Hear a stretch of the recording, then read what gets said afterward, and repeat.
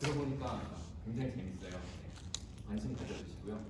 뭐 21세기의 가장 섹시한 남자는 아닐지도 모르지만 확실히 그 팟캐스트 들어보니까 뇌생남이긴 하신 것 같습니다. 네, 김진영 박사님 소개해드리겠습니다.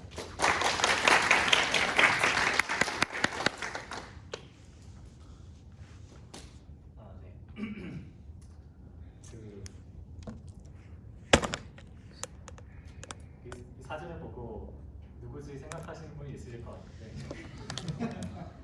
제가 그 한국에 가서 그 아무 스튜디오에 가서 찍었는데 그 딴 사람을 만들어 주시더라고요. 그래서 혹시나 한국에 가시면 꼭 사진을 찍어가지고 혹시라도 말씀드리고 싶고 네, 그 소개를 되게 넘치는 스피를 해주셨는데 뭐 저는 어쨌든 컴퓨터 사이언스 공부를 하긴 했고요. 그다음에 이제 그 데이터 사이언스 이런 쪽으로 일을 꽤 오래 했어요.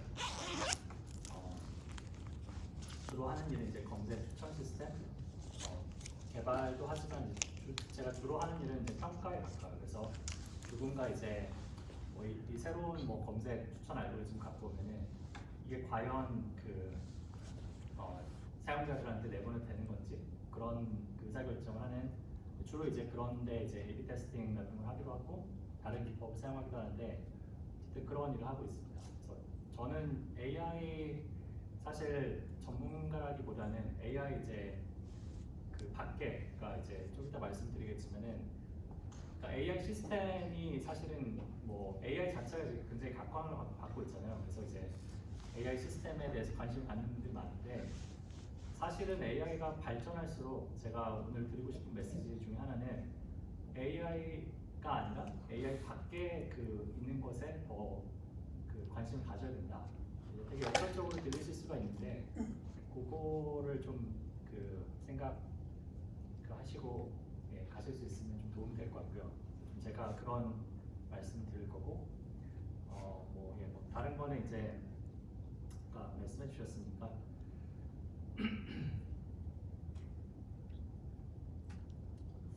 네, 그래서 지금 뭐 인공지능이라는 말만 들어가면 이제 뭐 책이 팔리고 펀딩이 들어오고 그다음에 뭐 그 학과에 뭐 학생들이 꽉꽉 차고 지금 그런 시대가 됐는데 이제 그만큼 제 생각에 이제 많은 그 오해도 있는 것 같아요. 그러니까 이제 제가 항상 생각하는 거는 이제 예전에 2000년대 초반에 빅데이터라는 이름만 들어가면 이제 뭐든지 팔리던 시절이 있었어요. 근데 빅데이터 전문가, 빅데이터 학원, 또 빅데이터, 빅데이터가 정말 화두였는데 그게 이제 인공지능으로 넘어갔죠. 그래서 이제 그러면 이제 사실은 인공지능이 당연히 저는 처음에 빅데이터 때와 마찬가지로 제가 약간 그런 새로운 뭐가 뜬다 하면 조금 회의적인 편이에요. 물건도 보통 항상 이제 나중에 막 그 남들 다 살 때까지 기다렸다가 사고 약간 그런 편인데 인공지능도 이제 이게 뭐 지나가겠거니 했어요. 근데 이제 지나가지 않고 점점 이제 더 많이 그 트렌드가 됐고 그다음에 이제 그게 사실은 그 저는 나중에 이제 좀 더 저도 이제 공부를 해보니까 이유가 있어요. 트렌드가 되는 이유가 있고 분명히 중요한 건데 이제 그게 그렇다고 이제 사람들이 언론에서 떠드는 말이 다 진실이 아니다. 그런 거를 어느 정도 그 생각을 아마 그런 거를 조금 오늘 더 말씀을 드리고 싶은 것 같고 그래서 우선은 이제 주로 하는 오해 중에 하나가 공부를 해야 된다. 인공지능 하기 위해서는 인공지능이 결국에는 뭐 수학 통계 기반한 거니까 수학 공부, 통계 공부를 해야 된다. 그래서 뭐 수학책부터 잡고 공부를 하시는 분이 되게 많아요. 제가 아는 동생 중에 한 명도 수학 스터디를 하고 있어요. 인공지능 공부를 하겠다. 근데 이제 당연히 이제 중요하죠. 수학이 기반이니까. 근데 이제 그걸 인공지능을 사용하고 싶은 사람이 수학 공부를 해야 되느냐 생각해 보면은 지금은 뭐 그럴 수도 있어요. 지금은 소화기 어느 정도 필요할 수도 있는데 굳이 비유를 하자면은 그러니까 자동차를 운전하고 싶은 사람이 자동차 그 엔진의 원리가 되는 뭐 동력학을 공부하는 거랑 똑같다고 저는 생각을 해요. 그러니까 그게 무슨 말이냐면은 자동차가 처음 나왔을 때 20세기 초반에 그때는 이제 자동차가 중간에 뭐 서고 뭐 그러면 이제 고쳐야 되잖아요 사람들이. 그리고 지금처럼 잘 되지도 않았고 사용하기도 어렵고 운전도 어렵고 이제 그런 시대가 있었는데 뭐 10년, 20년 뒤에는 자동차 엔진의 구조를 몰라도 자동차를 쓸 수 있는 시대가 왔죠. 그게 지금 저는 과도기에 있다고 생각을 해요. 그래서 이제 지금은 자동차를 운전하는 사람들이 엔진을 공부하겠다고 지금 달려드는 시대고 지금은 필요가 있을지 몰라요. 왜냐하면 자동차가 나온 지 얼마 안 됐으니까. 이제 그게 시대가 바뀌면서 조만간에 자동차를 만드는 사람과 자동차를 운전하는 사람이 확실히 나뉘게 되는 뭐 그런 시대가 되지 않을까 생각을 하고 있고요. 뭐 그런 의미에서 뭐 텐서플로우를 공부하겠다고 지금 뭐 초등학생부터 지금 뭐 학원이 생기고 좀 그렇다는 얘기를 들었었는데 뭐 그것도 비슷한 얘기예요. 그것도 이제 텐서플로우를 지금 공부해가지고 인공지능을 만들겠다고 하는 게 지금 인공지능을 당장 해야 되는 사람들은 그래야 될 수도 있죠. 근데 이제 그게 좀 길게 봤을 때 내가 꼭 지금 텐서플로우 공부해야 되느냐? 저는 그래야 되는 사람은 굉장히 제한적이라고 저는 생각을 해요. 마치 엔진의 원리를 몰라도 차를 운전할 수 있는 것처럼.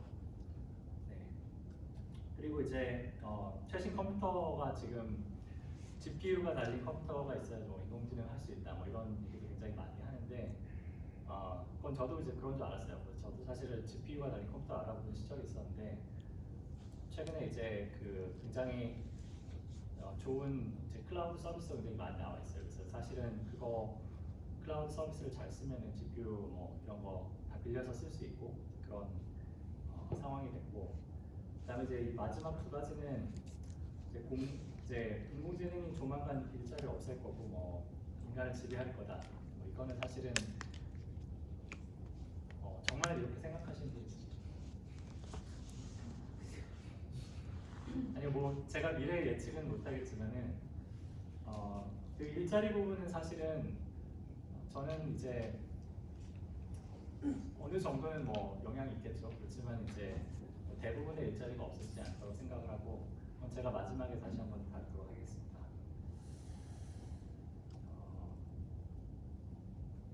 어쨌든 그 데이터 사이언스라는 얘기를 하면 항상 이제 나오는 이제 그림이 이제 이 그림인데 혹시 이 그림 보신 적 있는 분? 그래서 이제 데이터 사이언스라는 게 이제 원래 뭐 통계학 이제 그런 걸 가까웠는데 거기에 이제 굉장히 많은 데이터가 쌓이고 이제 그걸 처리하는 수단으로서 이제 컴퓨터가 각광을 받기 시작하면서 세 개의 원이 들어간 이제 도형이 완성이 됐어요. 그래서 그게 이제 2000년대 초반이고 그래서 이제 사실은 데이터 사이언스를 좀 더 얘기를 하자면은 이게 그냥 기본적으로 이제 데이터를 가지고 문제를 해결하는 그런 방법이에요. 그래서 데이터가 이제 우선 이제 데이터가 굉장히 여러 가지 데이터가 있고요. 테이블부터 그래프, 이미지, 비디오, 음성, 그다음에 이제 데이터에 적용할 수 있는 기술도 굉장히 여러 가지가 있어요. 그래서 뭐 여기에 뭐 다 모르시는 용어일 수도 있지만은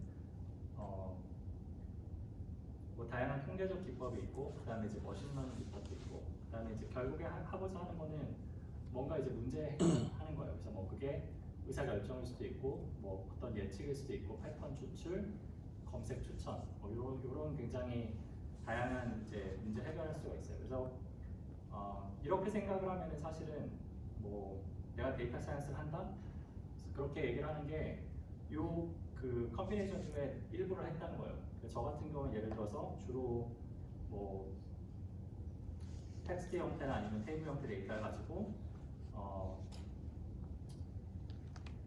주로 뭐 신경망, 뭐 의사결정 트리 이런 모델을 사용해서 검색 추천 모델을 만들고 뭐 그런 일을 주로 했어요. 근데 다른 거를 해봤냐 하면은 뭐 들어는 많이 봤어요. 근데 이제 제가 실제로 해본 건 그렇게 많지는 않고, 그래서 보통은 여기 이제 굉장히 다양한 선택지 가운데 일부를 그냥 해봤다. 이제 그런 게 이제 데이터 사이언스를 했다 이런 건데, 내가 데이터 사이언스를 뭐 모든 분야를 다 안다 뭐 이런 사람이 있으면 조금 의심을 해보셔야 돼요. 그런 의미에서.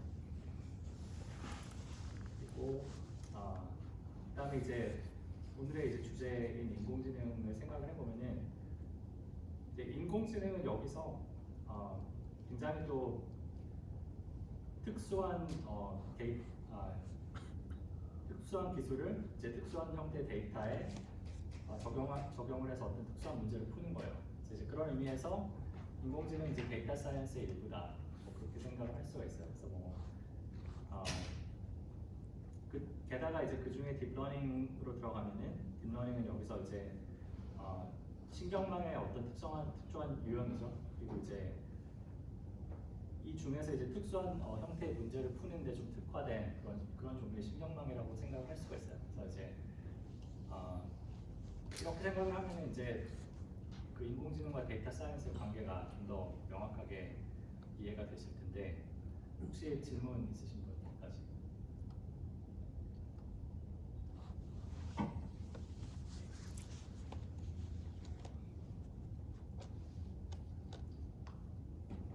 그리고 이제 또 다른 관점을 살펴볼 수 있는 게,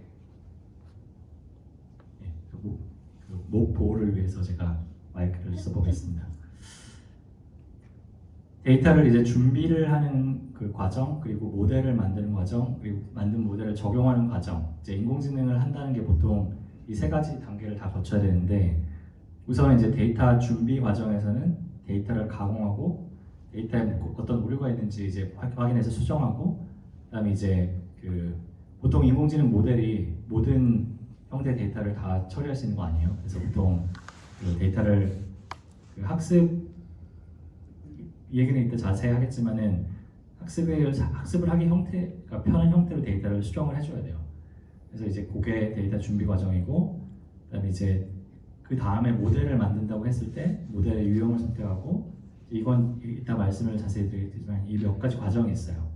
마지막에는 이제 모델을 적용하는 과정인데, 그 모델에 보통은 뭐 인공지능 모델이 나왔다 그러면은 이제 결과가 100%인 경우는 거의 없기 때문에 학습 결과에 대한 평가를 하고, 그다음에 시스템에 적용하고, 혹은 뭐 의사결정에 활용할 수도 있고요.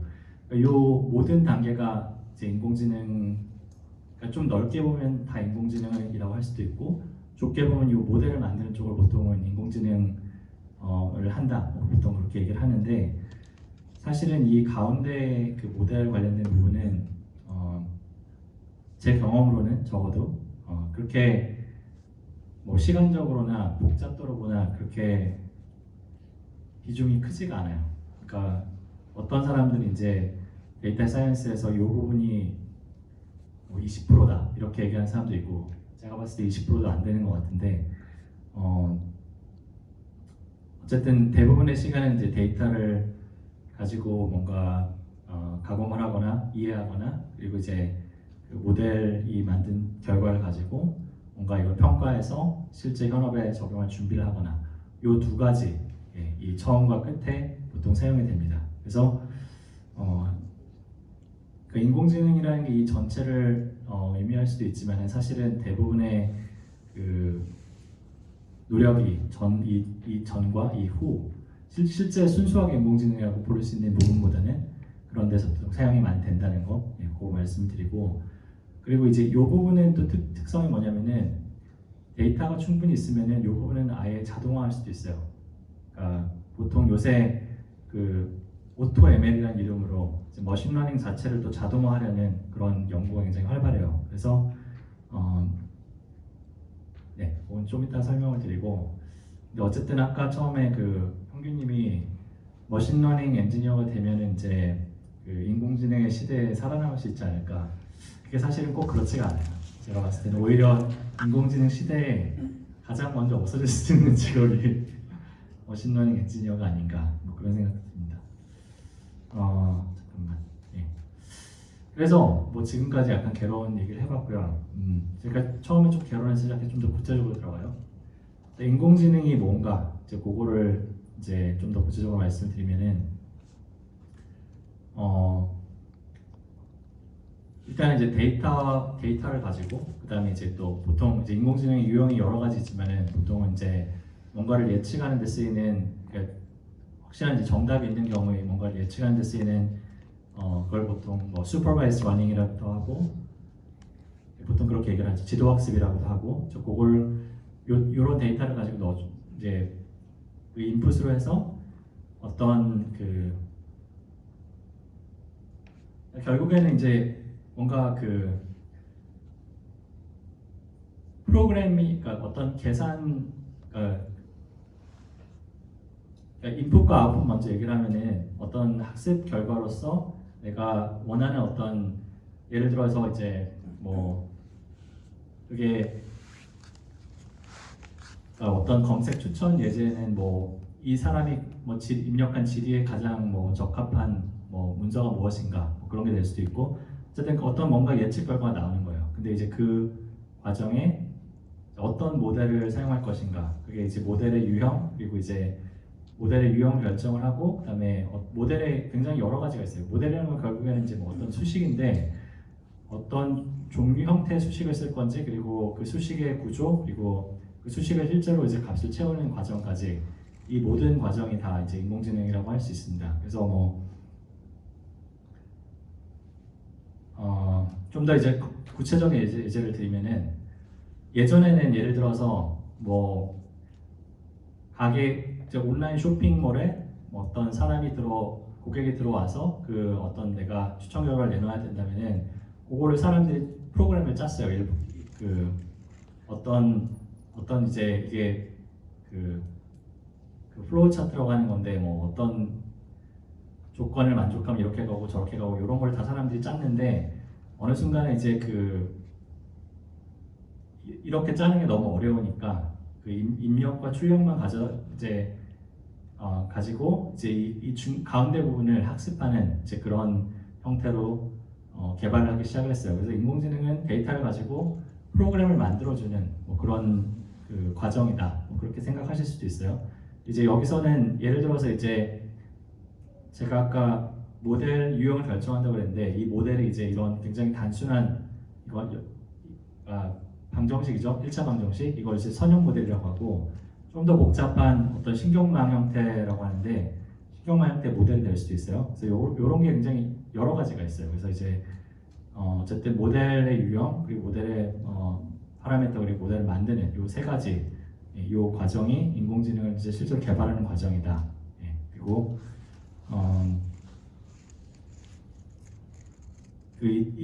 여기 A few useful things to know about machine learning이라는 이 논문이 굉장히 잘 알려진 논문인데 여기에 이제 보시면은 인공지능을 이 세 가지로 설명을 해요. 그래서 이 모델, 이 representation인 건 모델이고 evaluation, optimization 이제 그 representation을 채우는 그 최적화를 가리키는데 굉장히 여러 가지 모델이 있어요. 그래서 여기 이제 신경망도 들어가 있고 그다음에 뭐 decision tree도 들어가 있고 그런데 이제 굉장히 다양한 이제 용도에 맞는 이제 모델을 사용할 수 있고 그게 이제 보통 얘기하는 인공지능의 실체라는 겁니다. 그래서 이제 예전처럼 프로그램을 일일이 만드는 대신에 데이터를 가지고 프로그램을 실제로 만들어주는. 근데 이제 프로그램의 형태는 뭐 수식이에요. 결국엔 수식에 이제 이런 여기 이제 방정식으로 보면은 이 방정식에 있는 여러 가지 첫 번째 변수, 두 번째 변수, 뭐 n 번째 변수까지 있죠. 그 중에 뭐가 얼만큼 중요한지 그런 그 웨이트를 채우는 그런 과정이 이제 인공지능 개발하는 거다. 그래서 뭐 대단한 건 없어요. 이게 뭐 뉴럴넷이 돼도 이 수식의 형태가 좀 더 복잡하고 중간에 뭐 히든 레이어라고 해서 이런 방정식이 결국에는 여러 개가 이제 그 엮이는 거예요. 그러니까 방정식 하나가 여기 이게 하나가 이제 방정식에 해당을 하고 방정식 하나의 결과가 다음 방정식에 들어가고 그게 이제 여러 번 반복되는 게 뭐 뉴럴넷이고 그러니까 결국에는 이런 그 수학 공식을 제가 아까 이제 모델이라고 불렀는데 이 수학 공식을 형태를 결정하고 그 공식의 실제 내용을 채우는 그 과정에서 이제 데이터를 사용해서 채우는 것이 인공지능이다. 그리고 그 실제 구체적인 이제 구현 방법에는 굉장히 여러 가지가 있고, 예, 10가지가 이제 인공지능이란 무엇인가, 거기에 대한 제 답변이라고 할 수 있겠습니다. 질문 있으신가요? 히든 AI라는 그 무슨 말인지 모르겠어요. 아 예. 그러니까 히든 레이어라는 게 그러니까 만약에 모든 문제가 예측 문제가 이렇게 1차원 방정식으로 풀릴 수 있으면은 좋겠죠, 그렇죠? 근데 이제 실제로 그 현실 세계 많은 문제들이 굉장히 좀 1차원적이진 않아요, 그렇죠? 예를 들어서 뭐 그 보통 이제 신경망을 많이 사용하는 문제가 이제 그 이미지에 어떤 물체가 있는지 뭐 그런 종류 예측을 하는 문제인데 이제 그런 예측을 하려면은 이미지의 굉장히 일부를 봐야 될 수도 있고 이미지에서 굉장히 뭐 큰 부분을 봐야 될 수도 있고요. 그러니까 그런 굉장히 여러 가지 그러니까 주어진 그 입력 이미지를 가지고 다각도에서 봐야 되는데 그런 게 이제 인풋과 아웃풋의 그 1차원적인 관계로는 설명이 안 되는 거죠. 그래서 이제 이런 이게 보통 이제 신경망의 사례인데 요 하나하나가 그 인풋과 그러니까 인풋 결국에는 입력 데이터와 이제 출력 데이터 간에 여러 가지 계층을 두는 거예요. 그래서 그냥 입력 데이터가 예를 들어서 뭐 첫 번째 픽셀의 값이 뭐 하얀색이고 두 번째 픽셀의 값이 뭐 빨간색이면은 뭐 결과값의 뭐 고양이다 이런 게 아니라 중간에 이제 그 입력 값에 입력 값을 그룹해 가지고 어떤 중간에 그 어떤 지식을 만드는 거예요. 그 내부적인 지식을 그거를 이제 그게 결국에는 그 각각이 뭐 수식이라고 할 수 있는데 그걸 이제 신경망에서는 이제 히든 레이어라고 부르고 있습니다. 네.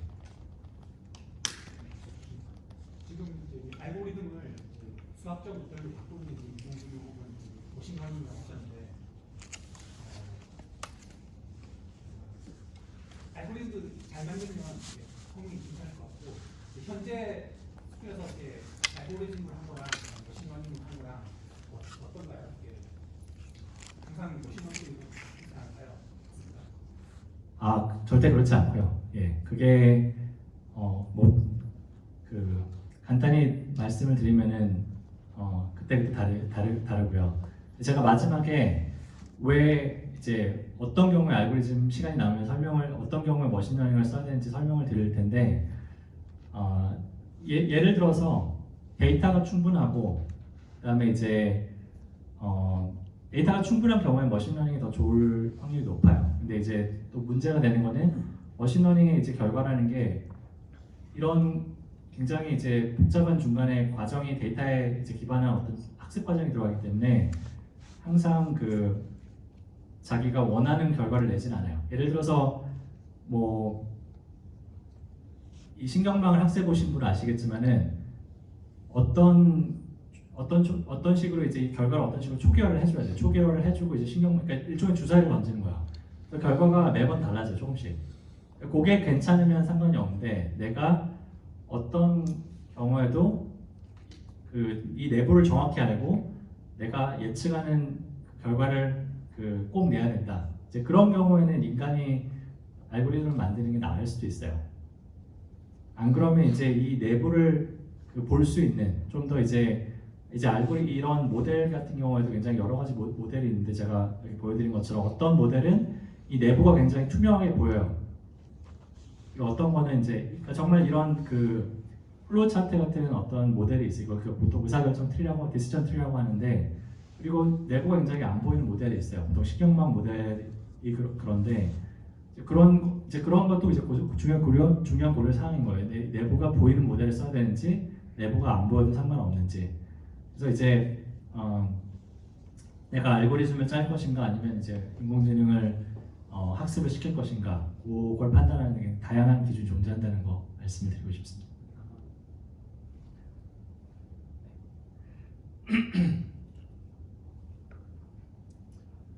네, 그러면 이제 본론으로 들어가서 제가 그래서 지금까지 데이터 사이언스가 뭔지 그리고 인공지능이 뭔지 간단히 말씀드렸는데 그럼 왜 이제 제가 오늘 하고 싶은 얘기는 인공지능의 시대가 됐기 때문에 인공지능이 오히려 덜 중요하다 뭐 이런 말씀을 드렸는데 왜 그럴까? 사실 이제 인공지능에 대해서 이제 굉장히 많은 그 예측이 있었어요. 그래서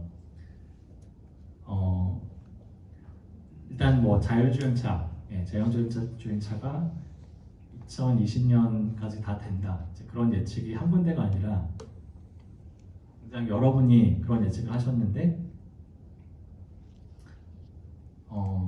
지금 이제 한 달 남았죠. 2019년 11월인데 제가 이제 제 친구들이랑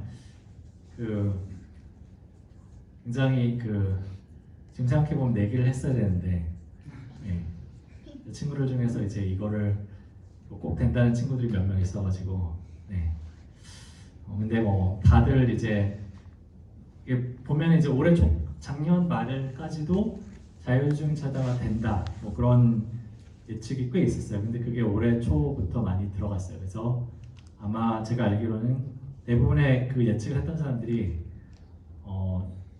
최신 그 소식통에 따르면은 예측을 알 수 없다, 그걸로 바꿨다는 그런 얘기를 많이 들었습니다. 혹시 자율주행 관련된 일하시는 분이 계신가요?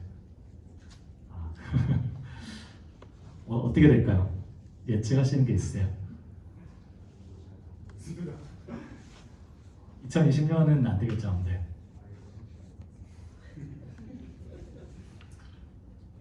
그리고 이제 또 다른 예측 중에 하나가 그 헬스케어 쪽에서 의사 역할을 대체한다. 그런 얘기가 이제 보통 IBM에서 많이 시작을 했어요. 혹시 헬스케어 쪽 일하시는 분? 그러면은 아마 저보다 훨씬 더 잘 아실 텐데 그쪽은 지금 상황이 어떤가요? IBM 왓슨이 많이 병원에서 역할을 하고 있나요? 저는 UCSF에서 일하는데 실제로 쓴 거는 못 봤는데 뭔가 특정한 분야 패스톨로지라든지 레디올로지 이런 데는 확실히 대체가 될 거라고 생각해요. 그런 거는 이렇게 왜냐면 레디오 이미징이라든지 아니면 티슈 스트럭처 같이 어떤 피지컬 컨스트럭이 있어서 그걸 싹 뜯어내는 거니까.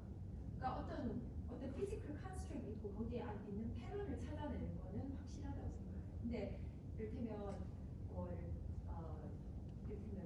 환자 봤을 때 환자의 심텀에 대해서 어떤 걸 알고리즘식 다 가르는 그거는 시간이 훨씬 더 걸리는 거죠.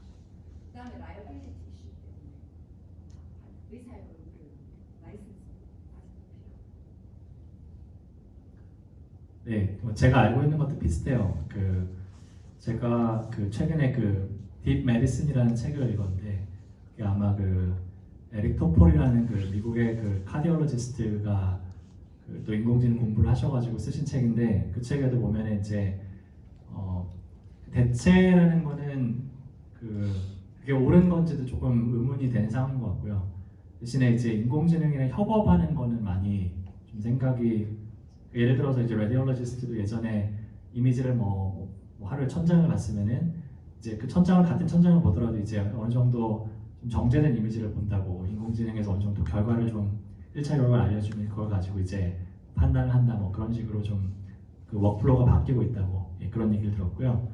어쨌든 대체한다는 건 조금 과장이 있었던 게 맞는 것 같고요. 그리고 이제 제가 엊그제 신문 기사를 읽어보니까 한국에는 AI 면접이 대세라는 그런 얘기를 들었는데 그것도 상당히 AI가 아마 최종 결정을 내리는 그런 건 아닐 거라고 생각을 하지만은 그 회사들에서 여기 회사들에서 좀 시도를 했다가 뭐 좀 실패한 경우도 있고, 예, 그 얘기는 조금 이따가 제가 공정성 알고리즘 공정성 얘기를 이따 좀 할 건데 그때 다시 말씀드리고요. 그리고 이제 마지막으로 이제 뭐 중국에서 그 AI를 사용해서 뭐 무단횡단을 하면은 이제 그게 자기 걸려가지고 뭐 집으로 뭐 편지가 날아온다고. 근데 이제 컴퓨터 비전으로 이제 그 무단횡단한 사람의 그 신원을 알아가지고 그게 가능하다고 뭐 중국은 그렇다고 그러더라고요. 그래서 항상 그 기술이 오용이 되는 그런 사례가 있는 것 같고요. 뭐 그거 말고도 뭐 딥페이크니 뭐 여러 가지 AI 오용 사례가 있죠. 근데 이제 뭐 이런 일이 왜 생길까 생각을 해보면은 일단은 이제 인공지능이 잘 안 되는 경우 있죠. 그러니까 왜 셀프 드라이빙이 안 되는지 그걸 생각을 해보면은 이제 학습 데이터가 사실은 굉장히 중요한데, 그러면 이제 셀프 드라이빙은 사실 학습 데이터가 많을 것 같지 않습니까? 근데 이제 문제가 되는 게 자동차가 이제 그러니까 운전 알고리즘이 학습을 제대로 하려면은 그 주행 중에 잘 되는 거랑, 그러니까 주행을 잘 한 거랑 잘 못해가지고 사고가 난 데이터 둘 다 필요한데, 사고가 난 데이터는 당연히 얻기가 어렵죠. 그게 실제로는 사고를 뭐 내거나 아니면은 그런 사고 하나하나가 굉장히 코스틀리하기 때문에 그런 데이터를 굉장히 놓기가 어렵다는 거고, 하지만 이제 그 중에 그나마 이제 데이터가 많은 회사들이 그런 의미에서는 조금 더 유리하지 않을까 생각을 해보고요.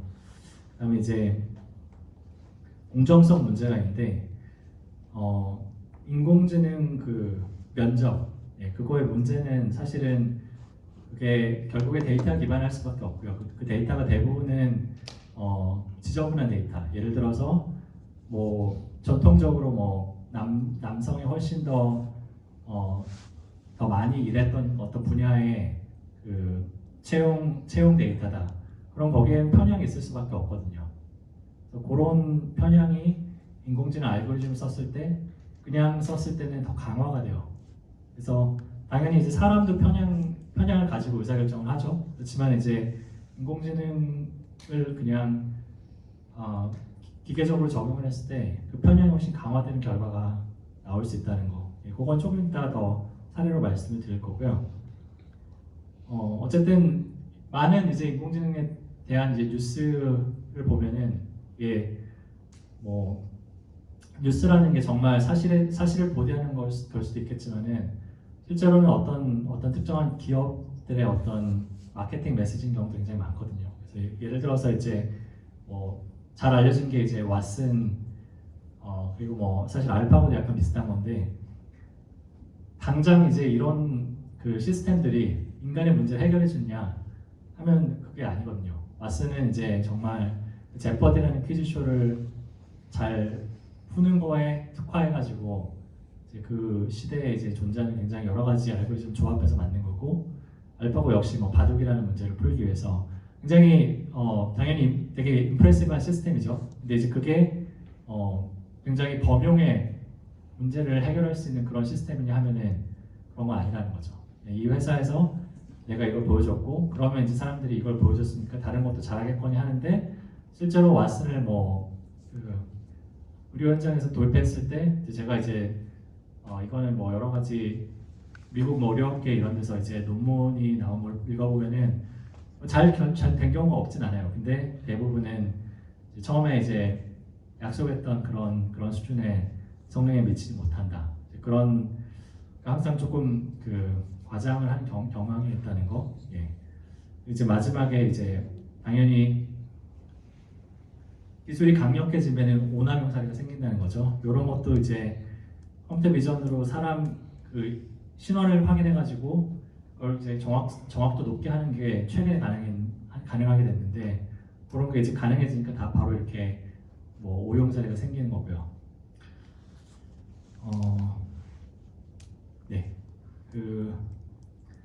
혹시 질문 있으시면 아무 때나 편하게 해주세요. 질문이 있으시면은.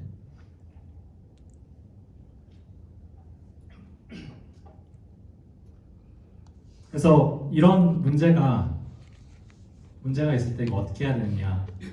제가 아까 이제 세 가지 단계를 말씀드렸죠. 데이터를 준비하고 모델을 만들고 모델을 적용하는 세 가지 말씀을 드렸는데 이제 처음에 드시는 생각은 당연히 모델 자체를 개선하면 되지 않을까. 그래서 지금 현재 인공지능은 굉장히 많은 데이터를 필요로 하고 그다음에 이제 그 데이터의 편향이 그대로 이제 결과에 반영되는 그런 이제 문제가 있는데 그러면은 적은 양의 데이터로 학습 가능하고 편향에서 자유로운 모델을 만들면 되지 않을까 그렇게 생각하실 수가 있죠. 네.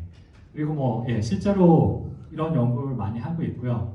그다음에 이제 어느 정도는 이제 굉장히 이것도 굉장히 중요한 방향이에요. 근데 이제 요거를 이제 해법 1이라고 하죠. 해법 1.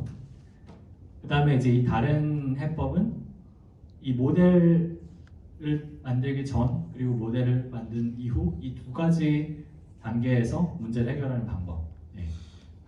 데이터를 준비한 단계에서 데이터 가공 그리고 오류 수정, 그다음에 이제 이 학습 피처 추가, 레이블링 이 단계에서 데이터에 이제 내재된 문제를 수정할 수 있고요.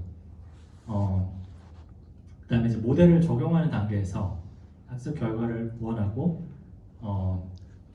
그렇게 할 수 있겠죠. 제가 이거는 좀 이따가 사례를 말씀드릴 거예요. 그러면은 이걸 이제 해법 2라고 하면은 해법 1과 해법 2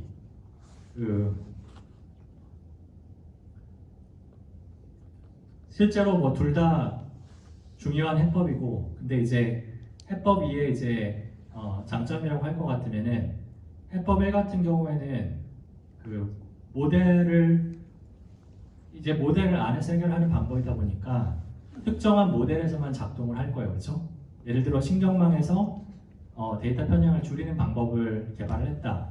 그러면 이제 그거는 신경망이라는 어떤 특정 컨텍스트에서만 그러니까 모델을 사용할 때만 이제 적용을 할 수 있겠죠. 그런데 이제 만약에 데이터 준비 그리고 모델 적용하는 과정에서 이제 그 문제를 해결할 수 있다고 하면은 그거는 어떤 모델을 사용하든지 적용을 할 수 있겠죠. 그런 의미에서는 이제 전후에 이제 해결을 하는 것도 굉장히 중요한 방법이고, 그다음에 아까 말씀드렸듯이 이 모델 자체는 점차 데이터가 많아지면서 이제 블랙박스가 되는 경향이 있어요. 그래서 이 부분은 데이터가 많으면 이제 정말 자동화할 수 있는 부분이기 때문에 모델에 대한 어떤 내가 이런 모델을 꼭 써야 된다, 그런 컨스트레인트를 덜 가지고 가는 게 이제 인공지능을 적용하는 데서는 훨씬 더 유리한 거죠. 그러면은 모델에 내가 특정한 모델에 얽매이지 않으면은 모델을 다 해보고 그 중에 제 성능이 좋은 걸 결정하면 되니까 그런 의미에서 모델 전후에 모델의 한계를 해결할 수 있는 방법이 저기 하나만 애가 데이터 준비하기 어떤 데이터를 쓰는가가 결정하는 게 굉장히 중요해요.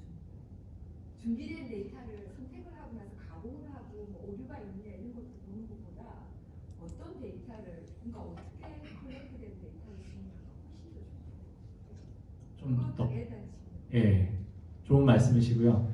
그리고 좀 구체적으로 어떤 사례 저는 헬스케어에 있으니까 이를테면 헬스케어 에어리어에서는 NAS 데이터라고 내셔널리 컬렉트된 그걸 쓸 수도 있고요. 캔서 같은 경우는 만약에 그 다음에 캘리포니아 이렇게 캔서 레지스트리에서 컬렉트된 데이터를 쓸 수 있고 아니면 UCSF에서 내재적으로 있는 저희들 그 UCSF 데이터를 쓸 수 있어요.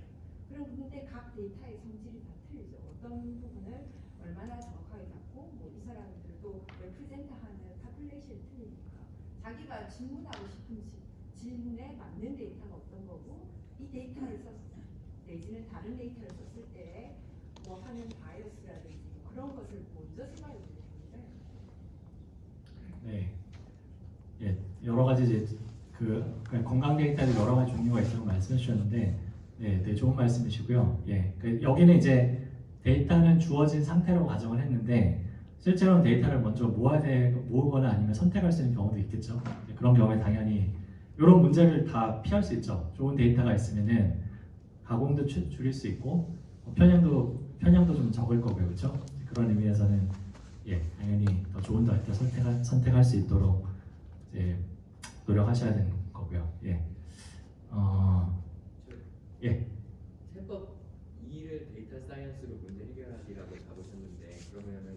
세 가지 단계 중에 가운데 단계를 하시는 분들이 보통 머신러닝 엔지니어고 나머지 첫 번째, 세 번째를 하시는 분들을 데이터 사이언티스트라고 생각해도 되는 건가요? 아, 그거는 사실 그 회사마다 좀 달라요. 그리고 사실은 머신러닝을 제대로 하는 분들은, 그러니까 보통 이제 그 머신러닝을 안 하시는 분들은 보통 요게 머신러닝이다 이렇게 생각을 하시는 건데, 이제 보통 하시는 분들은 이 전체가 머신러닝이다 이렇게 생각을 하시죠. 그러니까 이제 근데 이제 제가 말씀드리는 거는 제가 처음 요지로 돌아가서 요거를 제대로 하려면은 텐서플로우도 알아야 되고 수학 확률 다 알아야 돼요. 근데 이제 요 부분이 점차 자동화되고 그 다음에 블랙박스가 되고 요 부분에 사실 신경을 별로 안 써도 되는 그런 시대가 저는 온다고 믿고 있다. 근데 그렇지만은 이 전후는 사실은 계속 신경을 써야 돼요. 왜냐면은 이거는 이제 아무리 모델이 좋아도 쓰레기를 넣어줘도 뭐 쓰레기 데이터를 넣어도 잘 동작하는 모델이 있을 수가 없거든요. 데이터는 항상 뭐 최선을 다해 준비를 해야 될 거고, 이 모델이 적용하는 단계에서는 실제로 인공지능을 정말 정말 내가 직원을 채용하는 데 사용하고 환자를 진단하는 데 사용한다면은 훨씬 고려사항이 많아요. 그냥 액큐레시만 보면 되는 게 아니에요. 그건 말씀을 드릴 텐데, 그런 의미에서 이 전 단계 그 뒷 단계가 그거는 뭐 기술이 얼마나 발전하는 게 계속 중요할 거고, 요 가운데 요거는 점차 마치 이제 다시 운전의 비유로 돌아가서 엔진을 몰라도 되는 것처럼 요 가운데 단계는 보통 95%, 99%의 분들은 신경 안 쓰셔도 되는 시대가 오지 않을까. 이게 이제 지금까지 이제 기술 발전을 뭐 빅데이터부터 생각을 해보면은 그렇게 돼 왔어요. 다시 빅데이터 얘기가 잠깐 나왔으니까, 처음에 이제 2000년대 초반에 빅데이터 처음 나왔을 때 그때 이제 사람들이 그때 하둡 이런 게 이제 맵 리듀스 이제 그거 굉장히 많이 처음 나왔죠. 그래서 그때는 이제 그걸 공부해야지 뭐 취직도 할 수 있고 빅데이터 엔지니어 이제 굉장히 많이 떴어요. 그때는 실제로 자바로 하둡 프로그램을 짜야지, 맵 리듀스 프로그램을 짜야지 내용형 데이터를 다룰 수가 있었어요. 근데 이제 어느 순간에 그런 거를 다 몰라도 내용형 데이터를 다룰 수 있는 그게 이제 컴퓨터 사이언스의 abstraction이라고 하는데, 그런 그러니까 말하자면 엔진의 어떤 메커니즘이 예전에는 그 엔진을 실제로 알아야지 뭔가 차를 움직일 수 있게 됐었는데, 어느 순간에 이렇게 하면은 차가 앞으로 가도록 됐다. 그런 식의 이제 그게 이제 기술 발전이죠. 기술이 항상 그런 식으로 발전해 왔어요. 그런 의미에서 이제 모델 만드는 것도 점차 그 중요성이 덜해지지 않을까, 제 생각엔 그렇다는 거죠. 네.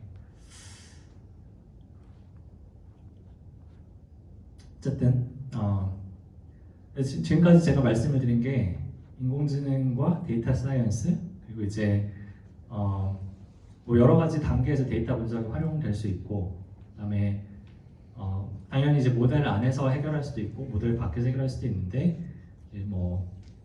제 개인적으로 모델 밖에서 해결하는 것이 좀 더 범용성이 높다, 그런 말씀을 드렸고요. 예, 이제 좀 더 구체적인 사례로 들어가서 제가 이제 인공지능이 지금까지 말씀드렸던 걸 조금 더 구체화를 시켜보도록 하겠습니다. 네.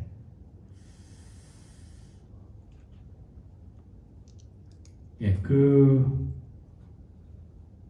그래서 지금 살펴볼 게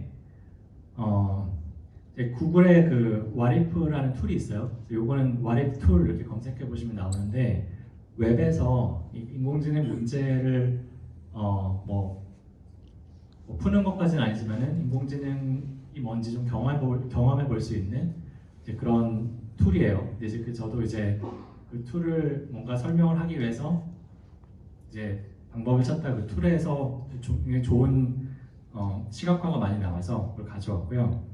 우선 이제 내가 거기 이제 여러 가지 예제가 있는데, 그 중에 연수입 지금 데이터가 이제 이런 데이터가 있어요. 뭐 나이도 있고, education, 그다음에 occupation, 그다음에 성별, 인종, 그다음에 얼마나 재산 변화 뭐 여러 가지 있는데 이걸 가지고 이 사람의 그 연수입이 얼마가 될지 연수입이 이제 이거를 이제 5만 불에서 끊었는데 이 두 가지 이제 바이너리 이제 레이블을 예측을 하는 그런 문제예요. 이제 이게 굳이 뭐 응용 분야를 찾자면은 대출 심사를 하거나 아니면 이제 어떤 이 사람한테 내가 마케팅 메일을 보낼지 안 보낼지 만약에 좀 비싼 차를 팔아야 된다. 그런데 이제 마케팅 캠페인 같은 데 사용할 수 있겠죠. 그래서 이런 이제 그 데이터셋이 있고요. 그게 이제 인공지능 그 프로세스로 제가 잠깐 설명을 드렸지만 다시 돌아가면은 학습용 데이터랑 레이블이 있어요. 이제 보통은 이제 나이도 있고 지금 보니까 데이터는 500개가 있고요. 이거는 뭐 큰 데이터셋은 아니죠. 그다음에 over 50K라는 게 레이블이에요. 그래서 이게 실제 소득이 5만 불이 넘는지 아니 안 되는지, 그다음에 뭐 젠더, 레이스, 그다음에 이제 모델이 보면은 모델이 결국에 그 제가 아까 이제 포뮬러라고 말씀드렸죠. 어떤 수학 공식인데 그게 이제 그 수치를 줘요. 그래서 수학 공식이니까 이런 거를 다 잘 조합해가지고 내가 생각할 때는 뭐 이 사람이 그 50K 소득을 넘어갈 확률이 뭐 얼마나 돼 이런 종류의 그 결과를 주죠. 이제 그러니까 모델은 숫자를 주고 그다음에 이제 이거를 실제로 이제 만약에 그 바이너리 예측을 해야 되면은 거기에서 이제 뭔가 어떤 특정 경계를 가지고 그 모델의 예측값을 짜는 거예요. 그래서 첫 번째 이제 모델을 지금 두 개를 비교를 할 건데 첫 번째 모델은 그 모델 결과가 0.4가 넘으면은 뭐 이 사람은 뭐 50K가 넘을 거야 이렇게 얘기를 하는 거고, 두 번째 모델에 0.64가 넘으면은 이 사람은 뭐 50K가 넘을 거야 이런 식으로 예측을 하는 거예요. 혹시 이걸 이해를 하셔야지 다음에 설명 가능하거든요.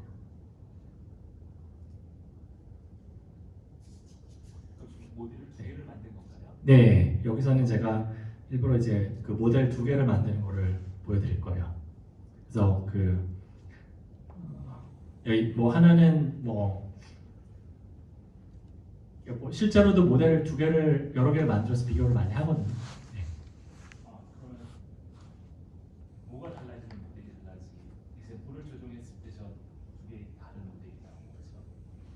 그러니까 모델이 어떤 건지는 여기선 중요한 건 아닌데 뭐 하나는 되게 단순한 선형 모델이고 하나는 좀 더 복잡한 뭐 신경망 모델이라고 일단 해두죠. 뭐. 예. 데이터에 따라서 모델이 바뀌는 게 아니라 예. 두 개 예. 그렇죠. 그러니까 완전히 다른 포뮬러를 쓴 모델이라고 생각하시면 됩니다. 네.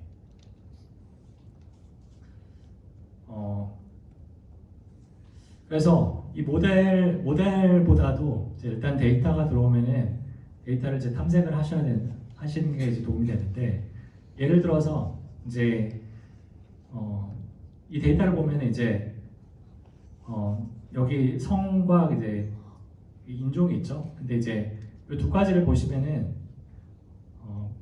굉장히 이제 재미있는 관찰이, 여기서 남성이 일단 훨씬 많고 여성보다, 그다음에 이제 백인, 흑인, 이제 뭐 에이션 이렇게 되는데 백인이 거의 절대 다수예요. 예. 근데 이런 게 사실은 이 데이터셋에만 있는 게 아니라 거의 모든 데이터셋에 이런 그 편향이 있거든요.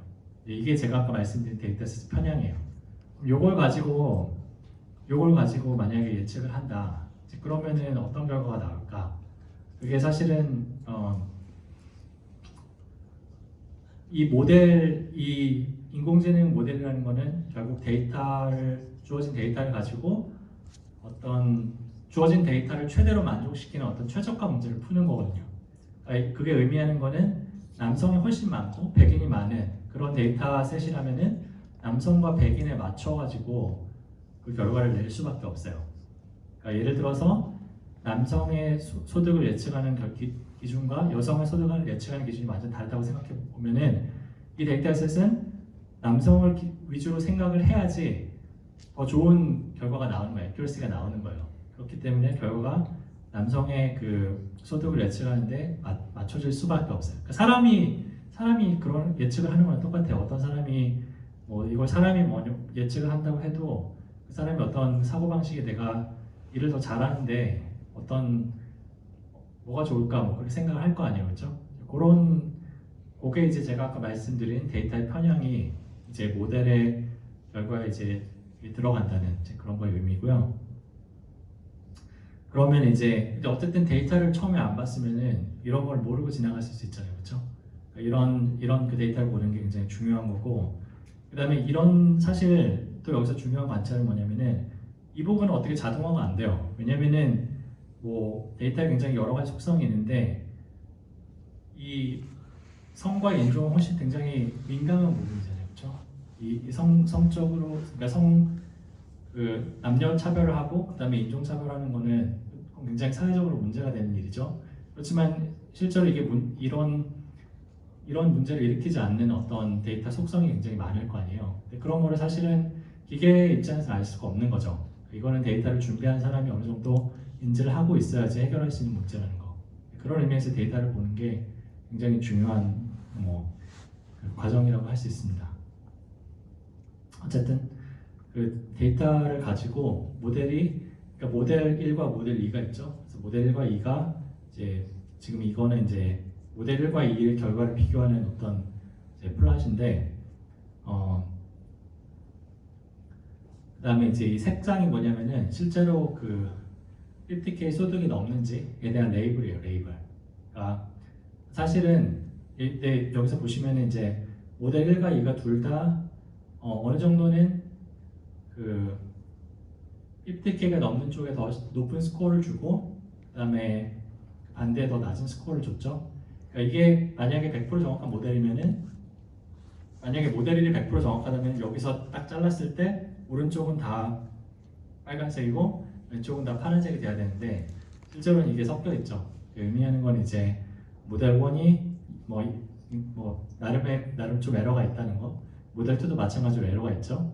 지금 봤을 땐 비슷한 것 같아요. 어쨌든 이것도 일종의 데이터 분석인데 모델을 비교하고 이제 어떤 모델이 뭐 잘했니 못했니를 볼 때도 데이터 분석을 굉장히 많이 해야 돼요.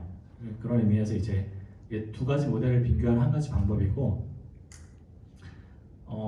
그러면은 둘 중에 누가 더 잘했을까? 뭐 그런 거를 이제 생각해 볼 수가 있는데, 여기 보시면 이제 뭐 여러 가지 뭐 지표가 있어요. 제가 주로 밥 먹고 주로 하는 게 이쪽이라서 좋은 상당히 할 말이 많은데,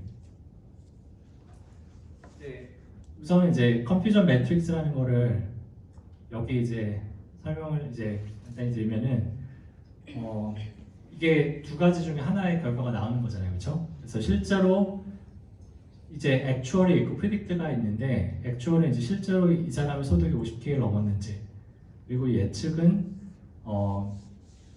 이 모델이 예측한 게 이제 첫 번째 테이블은 모델 1이고 두 번째 테이블은 모델 2인데, 이 사람이 예측한 게 그러니까 이 모델이 예측한 결과가 뭐 yes인지 no인지. 그래서 제일 좋은 모델은 당연히 yes, no, no가 많으면 제일 좋은 모델이죠. 완벽한 모델이죠. 근데 보통은 에러가 있죠. 그래서 이 에러가 이제 두 가지가 있어요. 뭐 그거를 보통 뭐 타입 1 에러, 타입 2 에러 이렇게 얘기하기도 하는데, 그냥 뭐 간단히 말씀드리면은 실제로는 소득이 50K가 안 넘는데 50K가 넘는다고 하는 경우, 그 다음에 소득이 50K가 넘는데 50K가 안 된다고 하는 경우, 이 두 가지가 있죠. 근데 이제 이 예측 모델 두 가지가 둘 중에 뭐가 더 좋은지를 얘기를 하려면은 여러 가지 방법이 있어요. 전체는 첫 번째 가장 단순한 방법을 이제 그걸 액큐러시라고 하는데, 이 전체 데이터 중에서 yes, no, no가 비중이 얼마나 되는지, 그게 100%면 뭐 완벽한 거니까 그걸 보는 방법이 그걸 액큐러시라고 하죠. 근데 이제 사실은 그거는 그게 성능을 모두 알려주는 거 아니에요. 왜냐면은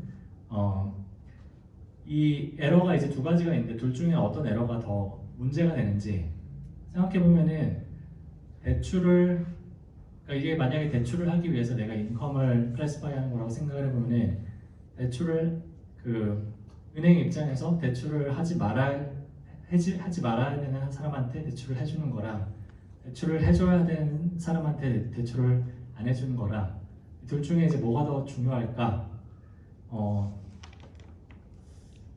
그거는 사실 전 잘 모르겠네요. 근데 은행 다니는 분들이 알겠죠. 네. 그래서 도메인 전문가가 필요한 거예요. 저는 사실은 둘 다 중요한 것 같은데 예를 들어서 이게 만약에 질병을 진단하는 거다. 그러면은 질병이 없는데 있다고 얘기하는 거랑 질병이 있는데 없다고 얘기하는 거랑 사실은 있는데 없다고 얘기하는 게 더 나쁜 에러죠, 그렇죠? 왜냐면 첫 번째는 검사를 받아서 그러면 이제 그냥 검사가 아니구나 뭐 이렇게 하면 되는데 있는데 없다고 넘어가는 거는 훨씬 큰 에러죠, 그렇죠? 그러면 이제 이 두 가지 에러 중에서 뭐가 더 나쁜 건지 그거를 이제 그런 걸 알아야지 그걸 평가를 제대로 할 수 있는 거예요. 그래서 이 간단한 테이블을 봐도 그 굉장히 여러 가지 지표를 뽑아낼 수 있다는 거. 그 다음에 이제 마지막으로는 이제 모델이 여러 가지가 있을 수 있는데 요건 이제 이 다음 걸 보면 더 좋은데